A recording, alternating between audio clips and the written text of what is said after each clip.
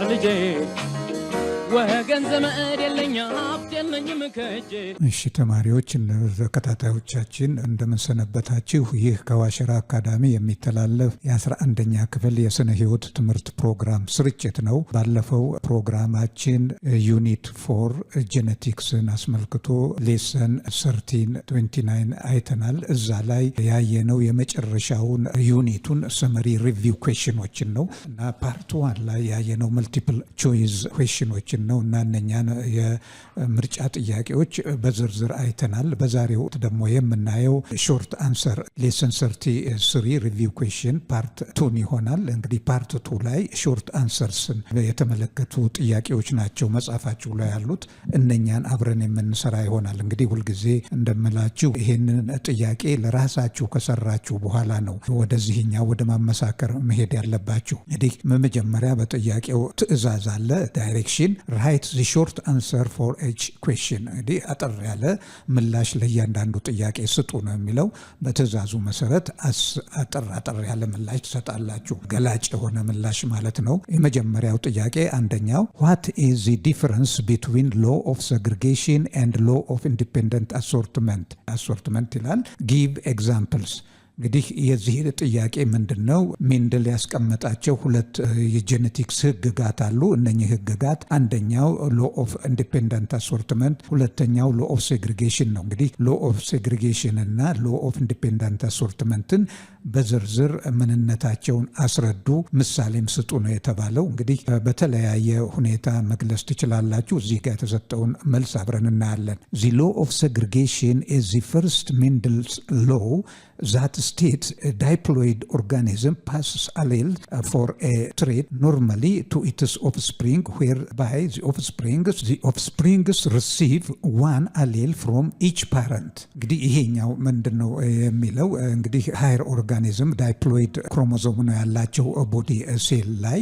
እነኚህ ዳይፕሎይድ የሆኑ ኦርጋኒዝሞች በሚራቡበት ጊዜ በጋሜት አማካኝነት ለትውልዱ የሚያስተላልፉት ዳይፕሎይድ የሆኑ ክሮሞዞሞችን ሳይሆን ሃፍ ፕሎይድ ክሮሞዞሞችን ነው ማለት ነው። በጋሜቱ ውስጥ ሃፍ ፕሎይድ ክሮሞዞሞች ናቸው የሚገኙት። እነኚህ ሃፍ ፕሎይድ ክሮሞዞሞች ናቸው ከሁለቱ ፓርትነሮች የሚዋለዱ ኦርጋኒዝሞች ተዋህደው ኦፍስፕሪንግ ዴቨሎፕ የሚያደርጉትና ኦፍስፕሪንጉ ሪሲቭ የሚያደርገው አንዱን ነው፣ ፔሩን ሳይሆን አንዱን ነው ማለት ነው። እንግዲህ ሎ ኦፍ ሴግሪጌሽን ይሄን ይላል። ኮፒስ ኦፍ ጂንስ randomly separate or segregate during meiosis so that each gamete receive only one allele። እንግዲህ በማይቶሲስ ወይንም በጋሜቶጀነሲስ ጊዜ በጋሜት ፎርሜሽን ጊዜ እነኚህ ሆሞሎገስ ክሮሞሶሞች ሰግሪጌት ያደርጉና ከሁለቱ ፔሮች ከአንዱ ፔር ማለት ነው አንደኛው አሌል ብቻ ነው ራንደምሊ ሰግሪጌት አድርጎ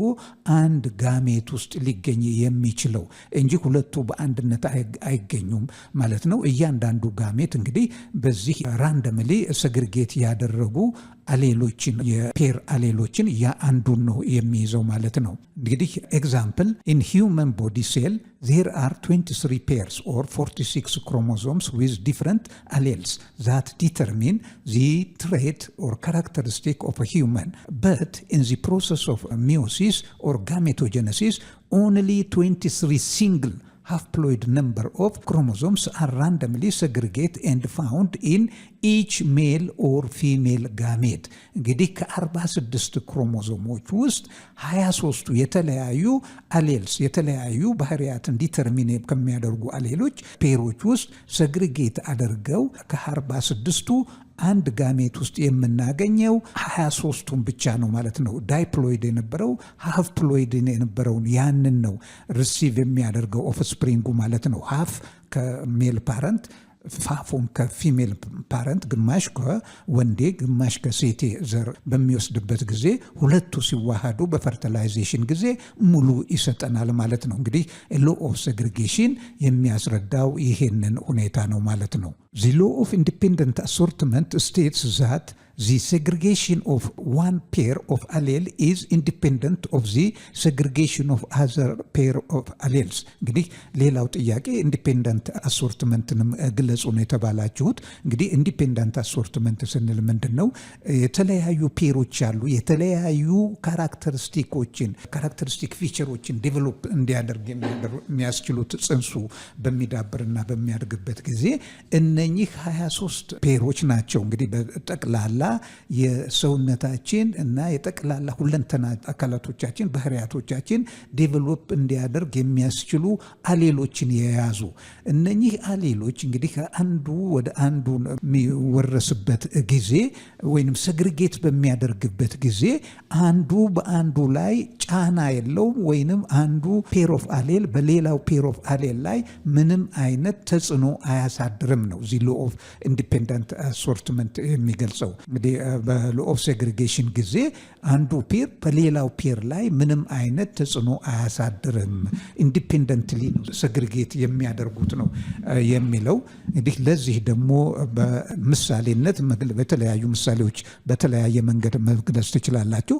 ኤግዛምፕል the segregation of y and y is independent of the segregation of t እንግዲህ ይሄ ለከለር y yellow seed እና ይሄ ደግሞ ለሌንግዝ ቶል እቺ ሾርት እቺ ዋይትን ብትገልጽ የዚህ ፔር በዚህኛው ፔር ሴግሪጌሽን ጊዜ የዚህኛው ራሱን ችሎ ነው የዚህኛው ራሱን ችሎ ነው፣ ምንም አይነት ኢንተርፌረንስና ጫና አይኖርም ነው ማለት ነው። እንግዲህ the law of segregation እና the law of independent assortmentን በዚህ መልኩ በአጭሩ መግለጽ ትችላላችሁ በራሳችሁ ተርሚኖሎጂና በራሳችሁ መንገድ መሰረታዊ ሐሳቡን ሳይቀየር። ሁለተኛው ጥያቄ ደግሞ ምንድነው የሚለው? If a pea plant with axial flower cross-pollinated with a plant with terminal flower, what would be the genotypic and the phenotypic ratio of F1 and F2 generation? Show the cross using Punnett square ነው የሚለው። እንግዲህ ጥያቄው ምንድነው የሚለው?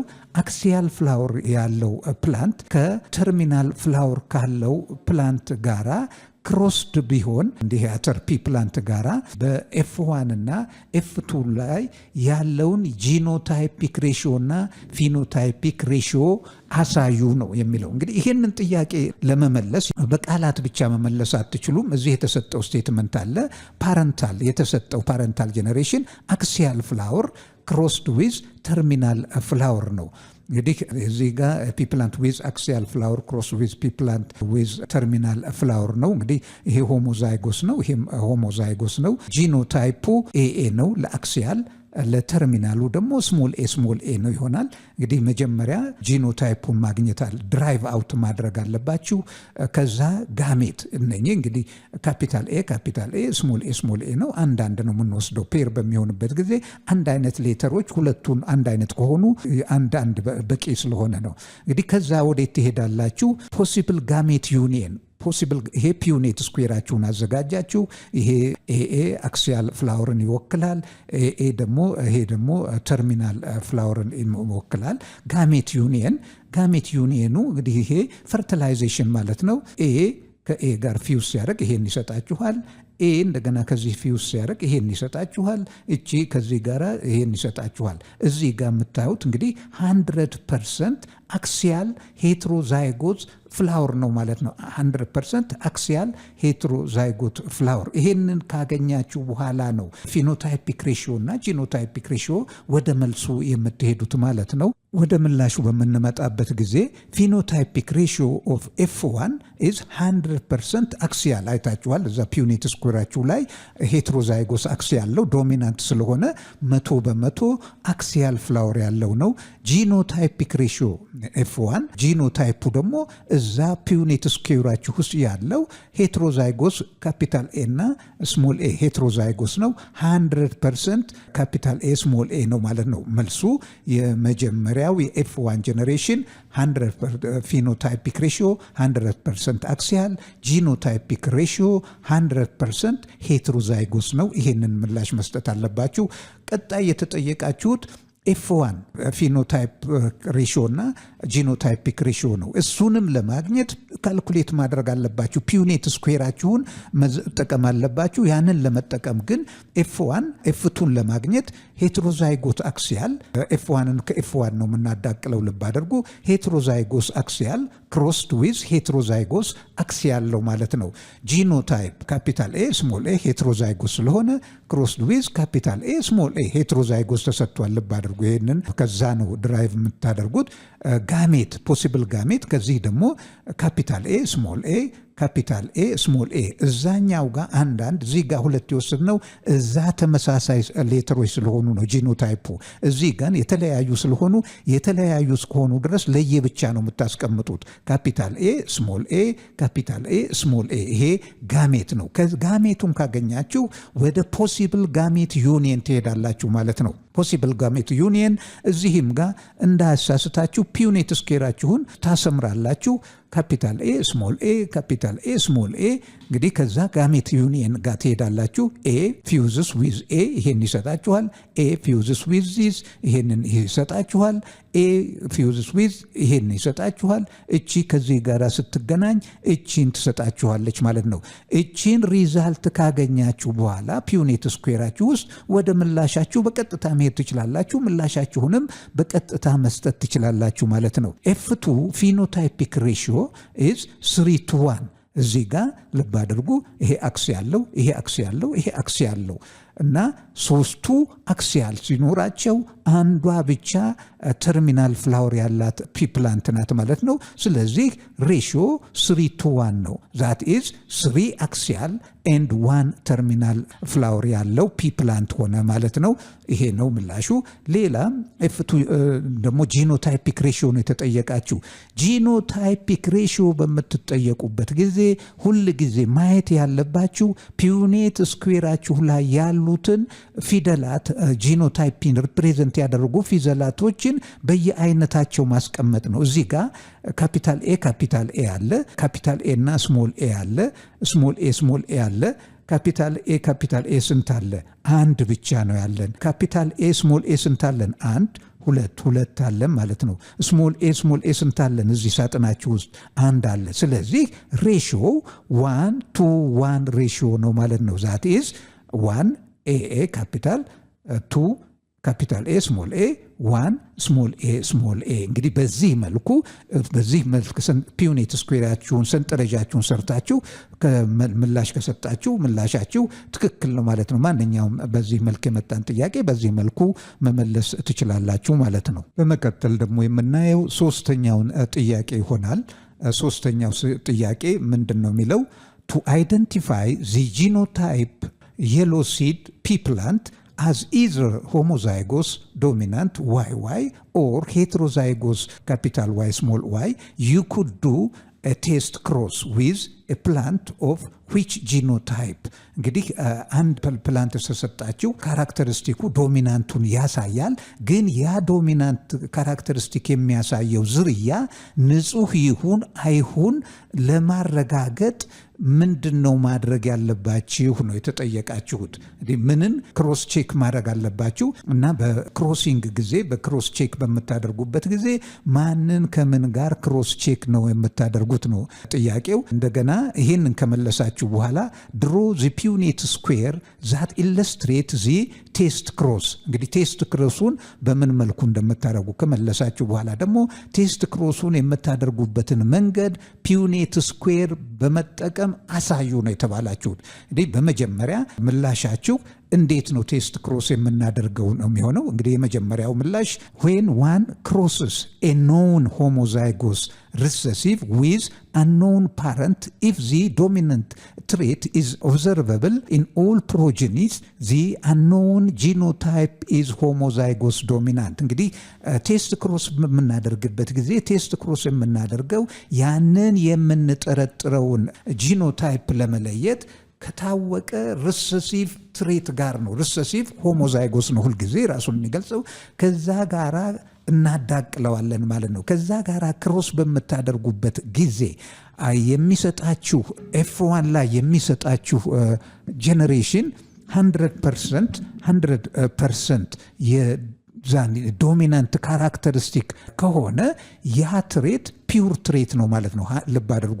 የአኖውን ዶሚናንት ካራክተሪስቲክ ከኖውን ሪሰሲቭ ካራክተሪስቲክ ጋራ በምታዳቅሉበት ጊዜ 100% የዶሚናንቱ ካራክተሪስቲክ ከተገለጸ እዚህ F1 ጄኔሬሽን ያ የጠረጠርነው ትሬት ፒውር ትሬት ነው ማለት ነው። ይሄ እንግዲህ አንደኛው እንትን ነው። ይሄ ፒውር መሆኑን ነው የሚያሳየን። በሁለተኛ መንገድ ደግሞ in contrast, when one crosses a known homozygous recessive and an unknown genotype of a parent, in contrast, when one crosses a known homozygous recessive and an unknown genotype of a parent, and if the recessive trait is manifested in any of their progenies, it means that the unknown genotype is heterozygous dominant. እንግዲህ እዚህ ጋር ደግሞ ምንድን ነው ቅድም የአንኖውን ጂኖታይፕ ዶሚናንት ወስደን ከኖውን ሪሰሲቭ ትሬት ጋራ በምናዳቅልበት ጊዜ 100% የሰጠን የዶሚናንቱን ካራክተሪስቲክ ነው። ከዛ ምን ማጠቃላይ ላይ ደረስን? ያ ዶሚናንቱ ፒውር ስትሬን እንደሆነ ፒውር ትሬት እንደሆነ እና ንጹህ ዝርያ እንደሆነ ነው ያረጋገጥ ነው። ነገር ግን ይሄንኑ በሌላ መንገድ ደግሞ ያንን ጂን ወስደን ዶሚናንት ካራክተሪስቲክ ያለውን ፕላንት ወስደን ከኖን ሪሰሲቭ ካራክተሪስቲክ ጋራ በምናዳቅልበት ጊዜ በሚናገኛቸው ኦፍስፕሪንጎች ውስጥ የሪሴሲቭ ካራክተሪስቲክ ከተገለጸ ያ ሄትሮዛይጎስ ነው፣ ንጹህ አይደለም፣ የተደቀለ መሆኑን እናረጋግጣለን፣ ሄትሮዛይጎስ መሆኑን እናረጋግጣለን ማለት ነው። በዚህ መልኩ ነው ቴስት ክሮስ የምናደርገው። እንግዲህ ይሄንን ደግሞ ዚስ ካን ቢ ኢለስትሬትድ ዩዚንግ ፒውኔት ስኩዌር አዝ ፎሎዊንግ። እንዴት ፒውኔት ስኩዌርን ተጠቅመን ደግሞ ይሄንን ኢለስትሬት ማድረግ እንደምንችል በሚቀጥለው እናያለን። እንግዲህ ቴስት ክሮሳችንን ደግሞ በፒውኔት ስኩዌር ኢለስትሬት ማድረግ የምንችለው በሚከተለው መልኩ ነው። የሎ ሲድ ፒ ፕላንት with a known genotype እንግዲህ unknown ነው፣ የሎ ሲድ ዶሚናንት ነው ብለናል። ካፒታል ዋይ ዋይ ወይንም ስሞል ዋይ ዋይ ካፒታል ዋይ ስሞል ዋይ ሊሆን ይችላል። ጂኖታይፑ እዚህ ጋር ሄትሮዛይጎስ ነው ሊሆን የሚችለው፣ ዋይ ዋይ ሳይሆን ይቅርታ፣ እቺን እናስተካክላታለን። እዚህ ጋር እንዲህ አኖውን ነው። ጂኖታይፑ ሆሞዛይጎስ ዋይ ዋይ ወይንም ሄትሮዛይጎስ ዋይ ዋይ ይሁን ለማወቅ ነው። ይህንን ከዚህ ጋራ ሪሰሲቭ ዋይት ሲድ ፕላንት እንግዲህ ሪሰሲቭ ሁልጊዜ ሆሞዛይጎስ ናት የምትሆነው። እንግዲህ ይህንን ፖሲብል ጋሜት ይሄ ዋይ ሆሞዛይጎስን አድርገን ብንወስድ፣ እዚህ ደግሞ ቺን ሆሞዛይጎስ አድርገን ብንወስድ፣ ሆሞዛይጎስ ከሆሞዛይጎስ ዶሚናንት ሆሞዛይጎስ ሪሰሲቭ ጋራ ክሮስድ በሚሆንበት ጊዜ 100% ሄትሮዛይጎስ ዶሚናንት ነው የሚሰጠን ማለት ነው። ፊኖታይፕ 100% የሎ ሲድ ፒ ፕላንት። ይሄ ምንን ያሳያል ማለት ነው? therefore the unknown trait is homozygous dominant. it is true breed ወይንም ንጹህ ነው ማለት ነው። ሆሞዛይጎስ ነው ስንል ይሄ አንድ ማረጋገጫ ነው ንጹህ ዝርያ መሆኑ። በሌላ አንጻር ቴስት ክሮሳችን ደግሞ እዚህ ጋር እንደምታዩት የሎ ሲድ ፕላንት with unknown genotype ካፒታል ዋይ እና ኦር ካፒታል ዋይ ስሞል ዋይ ሄትሮዛይጎስ ይሁን ሆሞዛይጎስ ይሁን ለማረጋገጥ ነው። ይሄን ክሮስድ የሆነው ከሪሰሲቭ ዋይቱ ጋራ ነው። ሪሰሲቭ ሲሆን ያው ስሞል ዋይ ነው የሚሆነው። እንግዲህ ይሄን በምታደርጉበት ጊዜ እዚህ ጋር ከስቴትመንቱ ጂኖታይፓችሁን ድራይቭ ታደርጋላችሁ ማለት ነው። እዚህ ካፒታል ዋይ ስሞል ዋይ ወስዳችሁ ፖሲብል ጋሜት ዩኒየን ፒውኔት ስኩዌራችሁ ጋራ እነኚህን ጂኖታይፖቹን ታቀናጃላችሁ ማለት ነው። ይህን ስናቀናጅ የምናገኘው ይሄን ይሆናል። ይሄ ምንን ያሳያል? ፊኖታይፑን ስናይ 50% የሎ ሲድድ ኤንድ 50% ዋይት ሲድድ ፒ ፕላንት ነው። therefore the unknown genotype is heterozygous dominant። ከምን ተነስተን ነው ሄትሮዛይጎስ ዶሚናንት ለማለት የቻለው ብትሉ፣ አንድ ትሬት ዶሚናንት ትሬት ከሪሰሲቭ ጋራ በሚዳቀልበት ጊዜ ሪሰሲቭ ኤክስፕረስድ ከሆነ ያ ትሬት ንጹህ አይደለም ማለት ነው። ሪሰሲቭ ኬሪየር ነው ማለት ነው።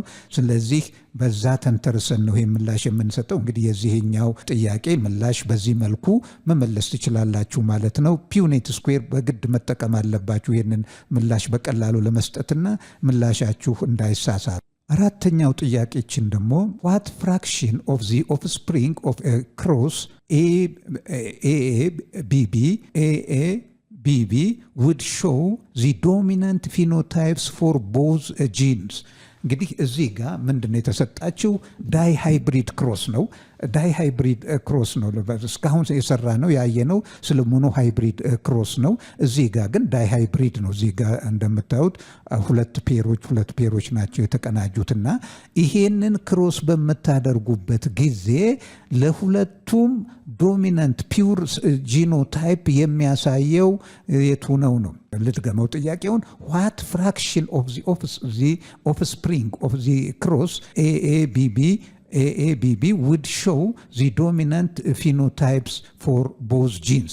ለሁለቱም ጂኖች ዶሚናንቱን ካራክተሪስቲክ የያዘ የሚያሳይ ስንተኛው ነው? ዋት ፍራክሽን የተባላችሁ ስንተኛው ነው? ይህንም እንግዲህ ለመስራት የግድ ክሮስ ማድረግ አለባችሁ። በቃል የሚመለስ ነገር አይደለም። ልክ ሂሳብን ካልኩሌት አድርጋችሁ እንደምትመልሱት የጄኔቲክስ ጥያቄንም ካልኩሌት አድርጋችሁ ነው መመለስ ያለባችሁ።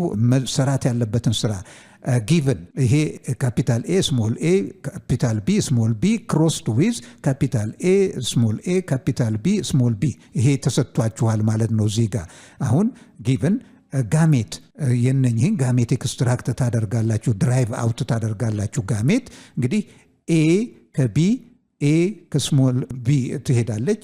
AB AB AB AB ይሄንን ነው ጋሜት የምታገኙት። እዚህም ጋር ስትመጡ ከዚህ ጋሜት 4 ታገኛላችሁ። A ከዚህ እንደገና ስሞል a ከዚህ ስሞል a ከዚህ ጋር ፔር ስታደርግ እነኚህን ጋሜት ታገኛላችሁ። ጋሜት ስንታል? 4 ጋሜት አለ። እነኚህን ጋሜቶች የምታቀናጁበትን ፒዩኔት ስኩዌር ታዘጋጃላችሁ ማለት ነው።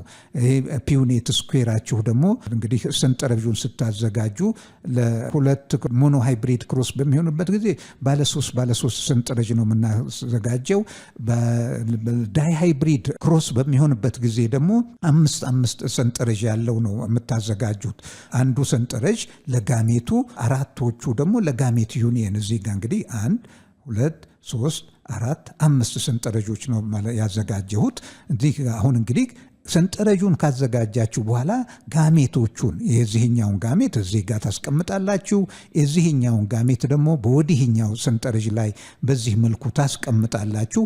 ጋሜቶቹን ካስቀመጣችሁ በኋላ ጋሜቶችን ማቀናጀት ነው። እንግዲህ ተመሳሳይ ሌተሮችን ጎን ለጎን እዚህ ጋር ኤኤ ቢቢ እዚህ ልብ አድርጉ። ካፒታል ኤ ከካፒታል ኤ ካፒታል ቢ ከካፒታል ቢ ጋር ተገናኘ።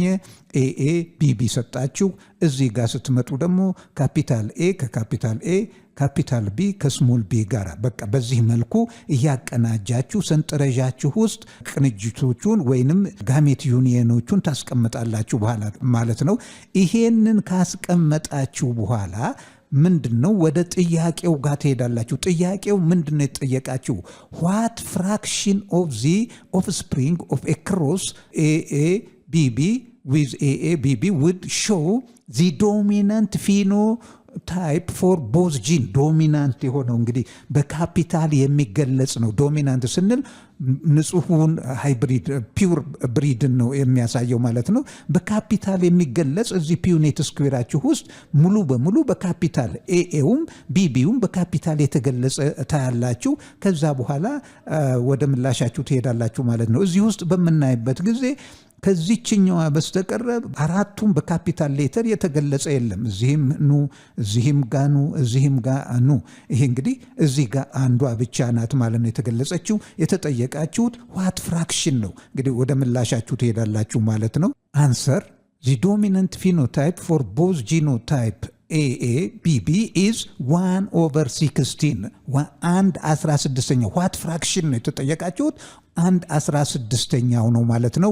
ምላሻችሁ ሊሆን የሚችለው 1/16 ነው። ከየት መጣን 1/16 ብትሉ ሰንጠረዣችሁ ውስጥ ያሉት ጋሜት ዩኒየኖች 16 ናቸው። ከ16ቱ ስንቱ ነው በዚህ መልኩ ያለው ነው? አንድ ብቻ ነው። ስለዚህ 1/16 የሚለውን በዚህ መልኩ ታስቀምጣላችሁ ማለት ነው። ይሄ ነው ምላሻችሁ። ቀጣዩ ጥያቄ 5ኛው ጥያቄ 3 babies are born in the hospital on the same day። እንግዲህ 3 ህፃናት በአንድ ቀን ሆስፒታል ውስጥ ተወለዱ ነው የሚለው። ቤቢ ኤክስ has a type B blood። ኤክስ የተባለው ቤቢ የብለድ ግሩፑ ቢ ነው። ቤቢ ዋይ has a type AB blood። ቤቢ ዜድ has a type O blood።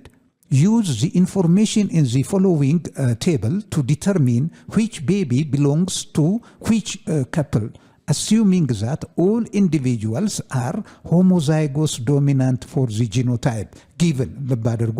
የእናትም የአባትም የተሰጠው የደም አይነት ዶሚናንት ነው። ይሄ ተነግሯችኋል። ዶሚናንት ከተባለ በካፒታል ሌተር ፒውር ስትሬን ነው። እንግዲህ ሆሞዛይጎስ ከተባላችሁ ፒውር ነው ማለት ነው። ኤ ከሆነ ኤኦ ሳይሆን ኤኤ ነው። ቢ ከተባለ ቢቢ ነው። ኤቢ ከተባለ ኤና ቢ ነው ማለት ነው። ይሄ ተሰጥቷችኋል። ይሄንን ከግምት ውስጥ በማስገባት ወደ ምላሻችሁ ትሄዳላችሁ። እንዲህ ይሄንንም ስትሰሩ የምትሰሩት ስራ አለ። ሰንጠረዥ ይሄንን ይመስላል። ካፕል 1 2 3 ለካፕሎቹ 1 2 3 ተብሎ ቁጥር ተሰርቷል። ፋዘር ሚስተር 1 ሚስተር 2 ሚስተር 3 ብለድ ታይፕ ቢ ኤ ኦ ተብሎ ተሰጥቷል። ማዘር ሚስ 1 ሚስ 2 ሚስ 3 ተብለዋል። የደም ግሩፓቸው ኤቢ ኤ ቢ ተሰጥቷል። እንግዲህ የካፕል 1 ብለድ ግሩፕ የወንዱ ቢ ነው፣ የሴቷ ኤቢ ነው። በካፕል 2 የወንዱ ኤ ነው፣ የሴቷም ኤ ነው። የባልና ሚስቱ ሁለቱም ኤ ፒውር ነው። ካፕል 3 ላይ ስትመጡ የወንዱ ኦ ነው፣ የሴቷ ብለድ ታይፕ ቢ ነው። እንዲህ አሁን ምንድን ነው የተጠየቀው? ይሄንን ሰንጠረዥ ተጠቅማችሁ ልጆቹ የማን እንደሆኑ አሳዩ ነው። እንግዲህ ይሄንን ለማሳየትም ዝም ብሎ በግምት የምታሳዩት ነገር አይደለም፣ ወይንም በሽምደዳ አይደለም። እንግዲህ ካፕል 1 የመጀመሪያዎቹ ባልና ሚስቶች ጋር የደም አይነታቸውን ትወስዳላችሁ። የተሰጣለ ፒውር ቢ ነው፣ ቢቢ ነው። ኤቢ ተሰጥቷል። እዚህ ጋር የተሰጠውን ነው የምንወስደው ማለት ነው። ካፕል 1 ቢ እና ኤቢ ነው ብለድ ግሩፓቸው። ብለድ ግሩፕ ታይፕ ቢ በቢቢ ነው የሚገለጸው። ብለድ ታይፕ ኤቢም በኤቢ ነው። ስለዚህ ኤቢ ቢቢ ጂኖታይፑን ወስዳችሁ የምታገኙት ይህንን በሚቀናጁበት ጊዜ ኤቢ ቢቢ ኤቢ ቢቢ። ይሄ ካፕል 1 የመጀመሪያ አባትና እናት ሊኖራቸው የሚችለው የደም አይነት ኤቢ እና ቢ ብቻ ነው። ልብ አድርጉ፣ ኤቢ እና ቢ ብቻ ነው። ከዚህ ውጪ ሊኖር አይችልም። ካፕል 2 ጋር በምትመጡበት ጊዜ ደግሞ የካፕል 2 ኤኤ ነው። እዚህ ጋር ኤ ነው፣ ንጹህ ኤኤ ነው። ይሄ ደግሞ የሚወልዷቸው ልጆች ካፕል ሚስተር 2 እና ሚስቱ ብለድ ግሩፕ ኤ ብቻ ያላቸው ነው ሊወልዱ የሚችሉት ካፕል 2ዎች። ካፕል 3 ጋር በምትመጡበት ጊዜ ደግሞ በምታዩበት ጊዜ አባት ኦኦ ነው፣ እናት ቢቢ ናት። እነኚህ ደግሞ የሚሰጡት የደም ግሩፕ ቢ ያላቸው ብቻ ነው፣ ቢ ያላቸው ብቻ ነው። አሁን እንግዲህ ይሄንን ተንተርሳችሁ ወደ ጥያቄያችሁ ምላሽ ትሄዳላችሁ። ጠየቀው ጥያቄ ምላሽ ትሄዳላችሁ ማለት ነው። እንግዲህ ወደ ምላሻችን በምንሄድበት ጊዜ ቅድም የሰራችሁትን ሪዛልት በማየት ቤቢ ኤክስ ዊዝ ብለድ ታይፕ ቢ ቢሎንግስ ቱ ካፕል 3 ካፕል 3ዎች ብለድ ግሩፕ ቢ ያለው ልጅ ሊወልዱ የሚችሉት ሰንጠረዣችን ውስጥ እንዳየነው ፒዩኒት ስኩራችን ውስጥ ካፕል 3ዎች ናቸው። ስለዚህ ቤቢ ኤክስ ቢሎንግስ ቱ ካፕል 3። ቤቢ ዋይ ዊዝ ብለድ ግሩፕ ኤቢ፣ ቤቢ ዋይ ደግሞ ብለድ ግሩፕ ኤቢ ነው ያለው። እንዲህ ቤቢ ብለድ ግሩፕ ኤቢ ሊሰጡ የሚችሉት ደግሞ የደም አይነቶች ሲቀላቀሉ የካፕል 1 ነው። ኤቢ እና ቢ ይሰጣሉ። ስለዚህ ቤቢ ዋይ የካፕል 1 ነው ማለት ነው። ቤቢ ዜድ ዊዝ ብለድ ታይፕ ኦ፣ ብለድ ታይፕ ቢሎንግስ ቱ ቤቢ ዜድ ጋር በምትመጡበት ጊዜ ብለድ ታይፕ ኦ ያለው ልጅ ነው የተወለደው። ይሄ በካፕል ኤ ካፕል ቢም ካፕል 1 2 3 ጋር በምናይበት ጊዜ ብለድ ግሩፕ ኦ ሊሰጥ የሚችል የደም አይነት የላቸውም። ስለዚህ የቤቢ ዜድ with blood type O belongs to unknown father with unknown with heterozygous or heterozygous የዚህ አባትና እናት አይታወቁም ማለት ነው። ወይንም የሌላ ሰው ናቸው ወይ እናትየዋ ደሟ ኦ ስለሆነ እናትየዋ እንኳን ላትጠረጠር ትችላለች። የሁለቱ ልጆች አይደለም ማለት ነው። እንግዲህ በፒውኔት ስኩዌራቸው ላይ ያገኘ ነው። እንግዲህ ይሄ ምንን ያስረዳል? አንዳንዴ የደም አይነቶች የልጆችን አባትና የእናትነትንም ለመወሰን ያስችላል ማለት ነው። እንግዲህ ቤቢ ዜድ የተሳሳተ ልጅ ነው ሲወለድ አሳስተው ነው እንትን ያሉት ወይንም አባቱና እናቱ የተለዩ ናቸው ብለድ ታይፕ ኦ ከሆነ የነኛ የሶስቱም ከፕሎችን በመናይበት ጊዜ ኦ የመስጠት ኦ ብለድ ግሩፕ ያለው ልጅ የመውለድ እድል የለም ማለት ነው። እንዲህ እዚህ የመጨረሻው አምስተኛ ጥያቄ ይሄን መስላል። እንዲህ የዛሬውን ጥያቄ እና ምላሽ በዚህ እናጠቃልላለን። ሁልጊዜ በሌሰናችን መጨረሻ ይሄ ትምህርት ለሌሎቹ ተደራሽ እንዲሆን ዘንድ ምንላችሁ ሼር፣ ሰብስክራይብ፣ ላይክ እና እንደዚሁም ኮሜንት ሲኖራችሁ ያን ኮሜንት ከማድረግ ወደኋላ እንዳትሉ አደራ ጭምር እንጠይቃለን። በሚቀጥለው ሌሰን እስከምንገናኝ ደህና ሁኑ፣ ደህና ሰንብቱ ተማሪዎች።